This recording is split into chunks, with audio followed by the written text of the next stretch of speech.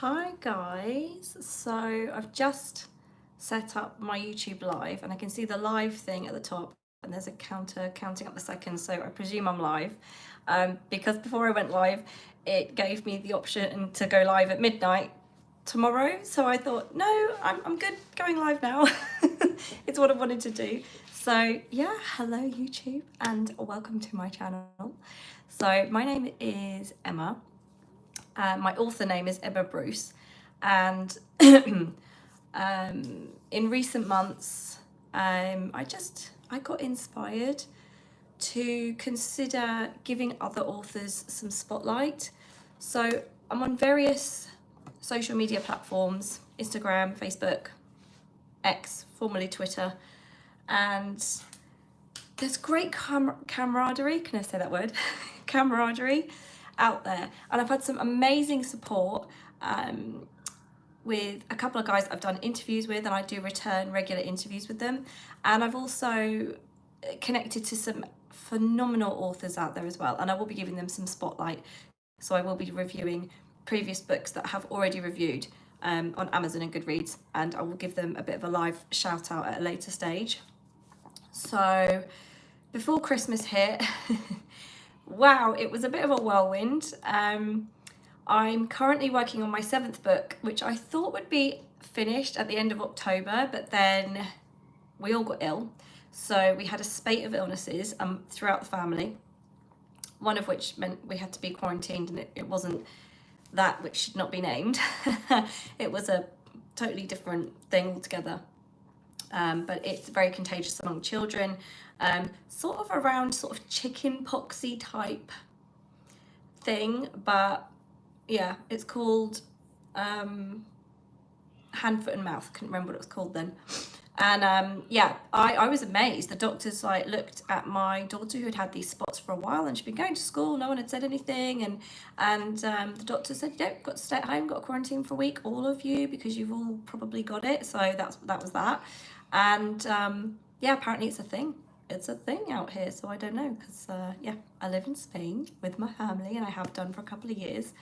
And yeah, wow, what a whirlwind. Like, moving house is stressful enough, but moving to an entirely new country where you have to learn like all the legislations and the laws and what you have to do, and changing stuff. Like, I've changed my driving license from a British driving license to a Spanish driving license, and that was a pretty unique experience, and lots of other things that you have to chop and change a little bit along the way. And then obviously the big global event happened, so we were all locked inside, and it was like, what's going to happen? No one knows what's happen. And I actually thought I would read way more books than I did when I was in that situation. But I think because I was trying to occupy 4 children, look after my parents, my dad's got Parkinson's, bless his heart, and that wasn't actually diagnosed till just after lockdown had lifted, but he had these horrible symptoms. Nobody knew what was wrong with him, and he was a bit reticent to go to the doctors because I think he thought it was something like diabolic, like really bad. And obviously it is really bad, but it's manageable, and actually, touch wood, he's doing okay now. So yeah, so then roll on all this time later, I started to get my books out there, self-publishing, started to generate a little bit of income, and really enjoying the process. And I really thought to myself, do you know what? If one person picks up one of my books, reads it, enjoys it, that is a job done for me. Somebody somewhere enjoyed it. And I've had such a great response to my series. So my books are Pink Club, Dreams in Pink, Pink Passions, United in Pink, and yeah, they follow this protagonist Darla, who's a dancer who has her dreams dashed when she's a teenager by some greedy dance teacher, and then in her early 20s this exotic opportunity literally lands on her lap, basically. And it's that sort of, will she go for it? Will she put herself out there again? Will she allow herself the potentiality to get burned again? Trust issues and all that jazz. And yeah, the 4 books follow her journey. And off the back of that, I'm now writing a 7-book venture called The Sinful 7, which follow Darla's dance comrades in standalone stories from the Pink Club universe. But anyway, that's enough about me, because today is about Carla Radtke. And So Carmen, sorry, not Carla, Carmen Radtke, and I connected through a cozy group on Facebook because I love cozy stories. And I didn't really realise that cozy is a genre. I just kind of followed these things organically. Things like even TV programs like Diagnosis Murder, Murder She Wrote. Carmen herself is the self-confessed huge fan of Agatha Christie, as am I. You know, Hercule Poirot and all that jazz, and Miss Marple, and like, how could you not love Agatha Christie? And it was a friend of mine who actually introduced me to book funnels. And what's the daily book funnel thing you can sign up for, where you get like a list every day. I'm trying to think. Oh, that's really going to bug me. It's left the building. But anyway, you can sort of sign up for the genres, the types of books you like to read, and then they tell you like all the free books that are on that list. It's a book funnel thingy-majiggy. So I got into my book funnels, and my Kindle is like packed. It is rammed with books, and I love it. I love that whole process of gifting books on a book funnel, because then off the back of that, I spoke to my PA lady, and she helped me get set up with book funnels occasionally, and saying you can put your books out there and it's great and it's amazing, and you reach a bigger audience, and then you also find other books that you want to read as well, and it's so good. So I'm reading Carmen Radtke's book called Ghost Conquers the Castle. Now I want to see if I can get the cover up for you guys. I didn't realise this was book 5 in this series either, because I kind of like to read books in an order, but it goes to show that these are standalone books. That's the impression I've got from this one. So, you know, I don't have to read books 1 to 4 to understand like book 5, if that makes sense. So yeah, I'm just gonna have a look on my Kindle and see if I can find the cover, because of course I'm reading on my phone. I take my phone everywhere. I'm constantly with my nose in books reading. Hence the idea to start this channel and start reviewing for free. It's a free service. I just love reading, and I do loads of reviews on Amazon and Goodreads. Like, I'm constantly reviewing authors' work, and I thought, why don't I give them more reach and like start up a YouTube channel and just do it like a live vlog, and see if I can get more people entertained and intrigued, and invite them into the space to listen to a story that I've read and I've really enjoyed. And you know, for me, I love cozy. Cozy is, oh, it's like the marshmallow fluff of your soul, isn't it? It's just, yeah, there's something about coziness, like sitting with a book in front of a fireplace with maybe some like background selected wallpaper thing on your television, because they do that on YouTube now, don't they? You can choose like ambience and like a fire ambience. If you don't have a fireplace, you can make a fireplace on your TV, or you know, you want to imagine yourself in a fairy grotto, or you know, an Irish tavern, and you can be there snuggled with your cup of hot cocoa, or whatever it is you're drinking, with your little cozy book, and just, oh, it's the best. I love it. I do. But other genres that I do like to read are horror thrillers with a paranormal sort of vibe to them. Oh my God, my hair. What's wrong with my hair? So, Stephen King. My favourite story of his to date, which it amazed me how fast I read this actually, was Rose Madder. If you have not read Rose Madder, I just like read it so quickly. And actually it was when I was on holiday out here with my parents. So it was before I was married with children, like quite a few years before. And one of the guests of the villa had left the copy of Rose Madder, and I thought, oh, it's a Stephen King, I haven't read that. I couldn't put it down. I was like, I was in there. It was such a good story. So if you haven't read it, do recommend it, absolutely. I also like R.L. Stein's work from like Goosebumps when I was growing up, and Trudy Canavan, The Magician's Guild. I'm a massive Maria V. Snyder fan. Poison Study, Magic Study, Scent of Magic, Storm Glass, Sea Glass, Spyglass, like all her trilogies of this world that she's created, like called Ixia.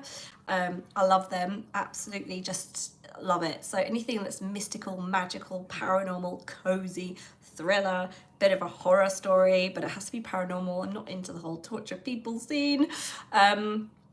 Yeah, then I'm good to read. And if you've got a book that you would like me to review, then let me know and I will happily jump at the chance. So let's see if I can find the cover of Carmen's book for you all. Let's see, Kindle app. It's interesting, I have my Apple Books selection on my phone and I also have my Kindle selection. And sometimes files will not open as readily on Kindle, but they will on Apple Books and vice versa. So I'm actually reading her book on Apple Books, but I have my Kindle here. So I'm going to find you the cover of the book. So, and I have to say, I'm absolutely, before we get stuck in with this, 100% going to read other books from Carmen. She's just insanely, she's one of those writers who just like sucks you in and you're just like there, and it's like a page turner, serious page turner. I'm a bit gutted that I didn't get to finish the whole book before I came on live today. But, you know, like I've said, I'm a mum of 4. It's been very chaotic this Christmas and New Year. A little bit more so than usual, just again because of varying health issues and like stuff happening and also writing my own books. But I'm definitely gonna finish over, if not this evening, then tomorrow, the whole book, because it just ticks all my boxes, and I'll go into that in a bit more detail in a minute. So where is here it is. So oh, she's only got 32 reviews. I hope this can bump up her reviews. Like seriously, if you like cozy, Christmassy books, feel good factor. This is sort of dressed up to look like a Christmassy book because it's set around Christmas time.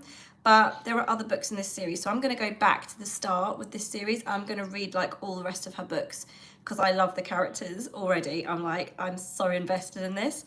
So this is the cover. So if I click on the cover, hopefully, no, it won't let me do it. I don't know why.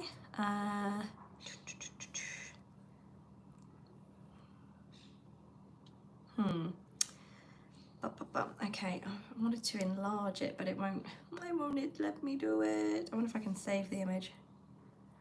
Okay, well, I can't make it bigger. I've tried, but that is the cover. So you can see you've got Genevieve, who's the main protagonist. So her nickname is Jeannie, and you can see she's got a high rating here. She's got 4.5 stars, 32 reviews. That's not bad at all, actually. That's really good going, and I can understand why. And then it's Ghost Conquers the Castle, and then underneath it says an Adriana and Jeannie darling mystery, because Genevieve is the niece to Adriana's ghost, who is with her niece through this journey. So I was like, it's giving me Harry Potter vibes, it's giving me that magic vibe, it's giving me paranormal, and I'm like, I love it. It is really good. So I've made a couple of notes, which I don't normally do before I do a live, because I normally just do my lives talking about everyday stuff on Instagram or Facebook with other authors and my friends and that sort of community side of thing. So I thought I'll be a little bit more organized today, and I will put some notes down to think about key points I want to talk about. Oh, and just before I dive in, so this is set in Scotland, where my soul lives. Gotta tell you, my mum's side, even parts of my dad's side, really enmeshed in Scottish history. Like my mum's bloodline links directly back to Robert the Bruce. They say some people say Robert the Bruce and some people say Robert Bruce. And it wasn't until I went to Edinburgh with an ex-boyfriend and I went on a whole tour of Edinburgh Castle. I literally went home and I was like to my mum, so it's kind of a big deal that you were linked to Robert Bruce. And I'm actually wearing my family crest ring here. So I inherited this when I was 18 and it says Fuimus, Fuimus, and I believe it means we were, or we conquered. I've got a brooch somewhere as well, but it's all packed away from like when we moved house and country. So that's very proud. That was a very proud moment for me, because my mum's always been like keeping it on the down low. My dad always wears his. My mum's got stolen when we were out here, unfortunately. So I really, really want to get her a replacement ring soon. And I wasn't aware that because when I married, I didn't keep my maiden name with, like hyphenated, that my children then can't inherit the crest. So I'm sort of like, do I want to change the name? Because everything is official out here, like everything is paperwork everywhere, and you have to have copies of everything. So I might just leave the ball in my children's court and just say, if you want to go back to my maiden name when you're older and you want to change it yourself and you want to add it to your surname, then that's up to them. So yeah, that's how I'm leaving it, but super proud moment, as you can imagine. And I love Edinburgh. Edinburgh is like, I just love Scotland. I've got so many happy memories of going to Scotland. And the fact that this book is set in Scotland, it's almost like coming home. So I grew up in West Sussex in England, hence the accent not being Scottish. And I've got like, I have amazing childhood memories of like growing up in West Sussex, but then I also have fantastic memories of specific areas of Scotland and the meaning and the significance behind them. That this book is so heartwarming for me. And it's very serendipity, because Carmen doesn't know this about me. Like, we haven't really discussed it. I just literally put myself out there in these cozy groups and I said, look, I'm setting up a YouTube account. I need 50 plus subscribers to go live. Can you help me out? And if you want me to read for you and review for you, let me know. And I'm happy to do it. So yeah, let's dive in to a little bit more about Carmen. So Adriana is the ghost is the great aunt to main female protagonist Genevieve, formerly known as Jeannie. And Adriana passed away in 1929. So her spirit is like as she was when she died. So she's very glamorous. She's dressed glamorous, and I think she's depicted wearing like certain bits of jewellery. And what I've gathered so far from what I've read with this story is the big journey to Scotland is to locate this necklace, this piece of jewellery that was very sentimental to her great aunt. And then obviously things are going to come out afterwards, I'm guessing. So her boyfriend at the time I'm reading the story is Matt Blake. So because I haven't read the other books, I don't know how connected the characters are. So I'm excited to see, like, are they going to stay together? Are they not going to stay together? Is she going to get like a new love interest? Like, where is this going? I'm excited to know. He is an art museum security expert. And Jeannie, when you make notes and it kind of like, it makes sense when you make the notes and then you go back to read them and you're like, what the hell is this? So Jeannie's character runs a gelato, so she's into ice cream and creating flavours and all that jazz. So she runs a very successful gelato business, and on the side of that, so her side hustle as well, is working in jewellery. So I don't know whether haven't read yet whether she makes the jewellery or whether she kind of imports it, or whether she just hosts jewellery in a shop and sells it and does that side of things. So yeah, she's an intriguing character. I love her already because I love ice cream and I love jewellery. So ticking all my boxes: Scotland, ice cream, jewellery, yes. Ghosts, paranormal, absolutely. Castles, oh, so on board with that.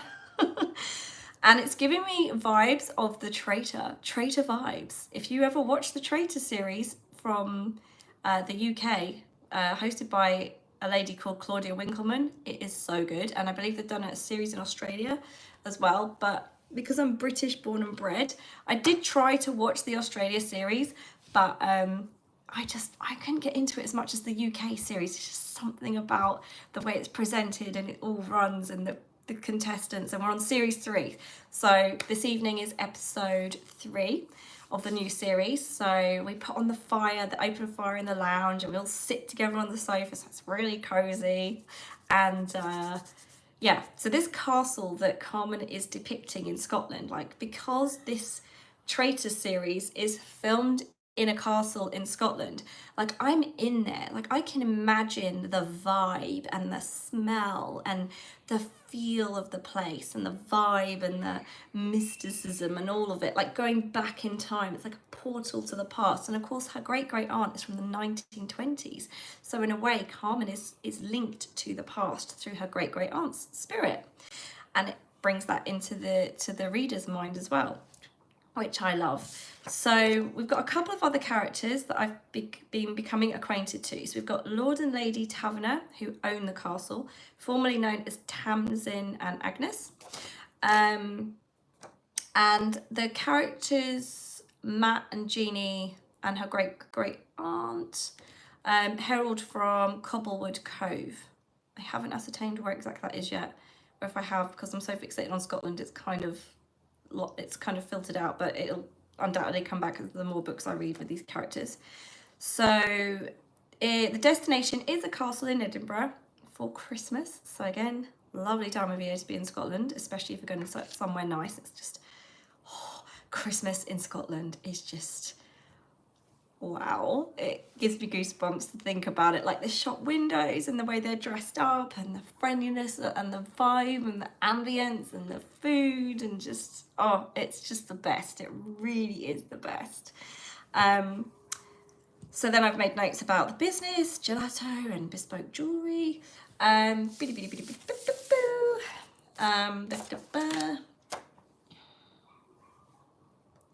yeah, and I've just made a note that Ghost Conquers the Castle is the 5th novel in a series of what's depicted as fun-filled, power-crazy mysteries.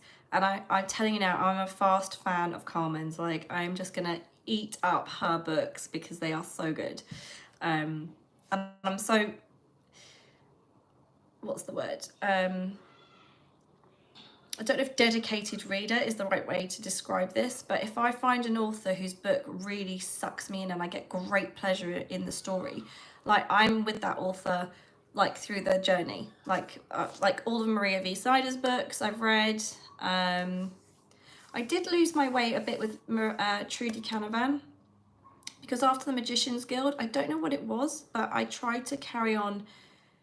I might go back because I'm a bit older now and years have moved on, but then her subsequent books I found a little heavy to get into. But again, it might have been that I was younger back then and I didn't have the adult brain I've got now, so maybe I'll be able to sit and digest it better. But yeah, predominantly, if I love the books, I'm like, give me more, I want more. So Carmen is presently living in Italy with her partner, and I've put a pet down, but then I realised she says 4-legged family, so I don't know whether that's plural. But I'm jealous because my sister and nephew live in Italy, and I didn't get to see them over Christmas and New Year because my sister had a bit of a stressful end of year period, you could say. Nothing to do with her or my nephew, but kind of a work environment. Nothing to do with losing her job, but yeah. An incident occurred at her job, which means she's now, I believe, in the position of taking the role of like the boss until they can sort things out. So yeah, it's been not the best, but thank God for modern day technology. And if you would like to check out Carmen's books and learn even more about her, you can find her website carmenradtke.com, which is so www.carmen Radtke radtke.com. So on because when I went to the about the author section before I came on the live here, I was kind of like, where's the about the author? It's at the end, which is predominantly where my about the author is in my books. I noticed there's a hyphen between Carmen and Radtke, so I'm not quite sure if you need to hyphen it or whether it's all one word, so you can try it and see if it'll work. I will definitely be checking out her website, because to me an author's website is like the best way of finding out the books, the order of the books, and it just takes all the confusion out of like, what book am I reading, when and where, and da. So yeah, like JD Robb, for example, she's got like what 70 books in her In Death series, and I'm at like book 16, I think 16 or 17. So I'm dedicated. Like if I love the author enough, I will stick with them and I will read that journey with them, and just enjoy it. So yeah, I can't stop smiling because I love this author so much, and her books are so good. And I can just see myself this year digesting many of her books, and I can't wait. And I've realised that she's got another, I don't know if it's a spin-off series, but there's another series Carmen has written called Jack Francis. It's a Jack Francis series, and it's set in the 1930s, so it's very much my grandmother's era. So there's that connection there as well, and that makes me want to, you know, go in and read that as well, because then I can kind of take my mind back to the time when my grandmother was born. And oh no, she was 1923. She was born 1923, because she was a Wren in World War II in her early 20s. So yeah, she was born in 1923, and then she passed away when she was 93. And she had a really long life, really healthy, and I really miss her, but I do like feel her spirit every now and again, like coming in just to check on all of us. And yeah, that makes me feel good, and that's probably why I connected so much with this story as well, and I just love it, and I can't wait to finish it, to see kind of like what is going to happen in the castle. Where is it going? Is there going to be a murder? Is somebody going to get murdered, I wonder? I think somebody's going to be murdered. Nothing like a good murder mystery to just get your teeth into, do you know what I mean? So the things I love about this story are the ghost companion, and this was genius, I thought. Pure genius right off the bat. The Morse code that Jeannie has with her great-great aunt. Like, if a ghost is going to communicate with you, what better way than knock once for yes and twice for no, or knock out a Morse coded message, you know?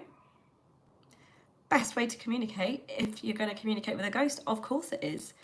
Fantastic, well done, Carmen. I haven't read that in any other story, so well done for your genius idea there, because it was like, that is actual genius.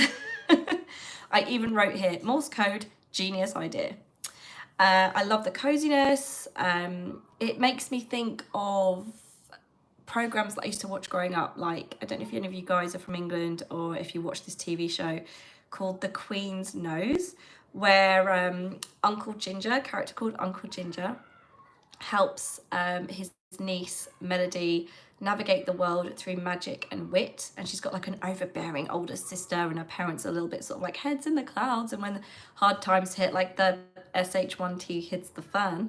And then yeah, Melody's kind of in Melody's world with this magic 50p coin, and she can rub the Queen's nose, and she can make a wish. But the wishes, as we know in programs, never go the way we think they should, and there's always going to be disaster and lessons to be learned. So yeah, this gave me vibes of that. It really did.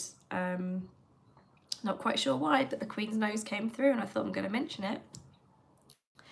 And I think if you are a fan of Outlander, you will love this, just because of the whole Scottish vibe and that kind of past meets present historical element in there as well.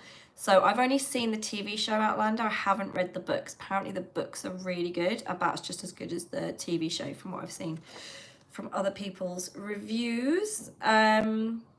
So some other things about Carmen that I've come to learn is big Agatha Christie fan, as I mentioned before.